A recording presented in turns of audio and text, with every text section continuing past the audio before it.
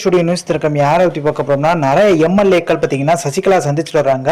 So Diwakar மூலமா சந்திக்கிறதா தகவல் வெளியாக இருக்கு. அதே மாதிரி ஓபிஎஸ்க்கு ஒரு நல்ல செய்தி, பொதுச்செயலர் வழக்கு திறந்திருந்தார் பார்த்தீங்களா. அதில் வந்து இந்த மனுவில் வந்து பொதுச்செயலர் எடப்பாடின்னு சொன்னோன்னா பார்த்தீங்கன்னா ஜட்ஜி டென்ஷன் ஆயிட்டாரு. ஸோ இந்த வழக்கே பார்த்தீங்கன்னா இந்த பொதுச்செயலர் வழக்கு வந்து பொதுச்செயலர் தொண்டர்களால் தேர்ந்தெடுக்கப்படலை, நிர்வாகிகளால் தேர்ந்தெடுக்கப்பட்டது, இந்த பைலா ஃபாலோ பண்ணல, இதுதான் மேஜரான கேஸே. அப்போ நீங்கள் எப்படி பொதுச்செயலர் மென்ஷன் பண்ணலான்ற மாதிரி வந்து எடப்பாடி தரப்பு வந்து மிகப்பெரிய குட்டு தலையில வச்சிருக்காரு ஜட்ஜு. ஸோ இதனால பார்த்தீங்கன்னா இது வந்து ஓபிஎஸ்க்கு ஒரு விதம் சாதகமா முடியுது. ஏன்னா பொதுச்செயலாக மென்ஷன் பண்ணக்கூடாதுன்னு சொன்னதுல ஓபிஎஸ்க்கு ஒரு குஷியில் இருக்கதா சொல்றாங்க. ஸோ அந்த வழக்கு பார்த்தீங்கன்னா திருப்பியும் ஆகஸ்ட் 7ஆம் தேதி பார்த்தீங்கன்னா திருத்தி கொண்டு வாங்கன்ற மாதிரி ஒரு விஷயத்தையும் சொல்லியிருக்காரு. இப்போ எடப்பாடி பழனிசாமி தரப்பு பார்த்தீங்கன்னா பிரசாந்த் கிஷோர் அணுகிறாரு. எதனால பார்த்தீங்கன்னா அதிமுக எப்படியா ஜெயிக்கணும், அதுக்கு ஏதாவது வழி சொல்லுங்கன்ற மாதிரி. அவர் வந்து அரசியல் பார்த்தீங்கன்னா ஒரு ஆலோசனையாளராக வந்து எல்லாத்துலயும் பயணிச்சுட்டு வர்றாரு. அவர் சொல்றதெல்லாம் 100% ஜெயிக்க முடியும் சொல்லவே முடியாது, பட் வந்து ஆலோசனை சொல்லிட்டு வர்றாரு.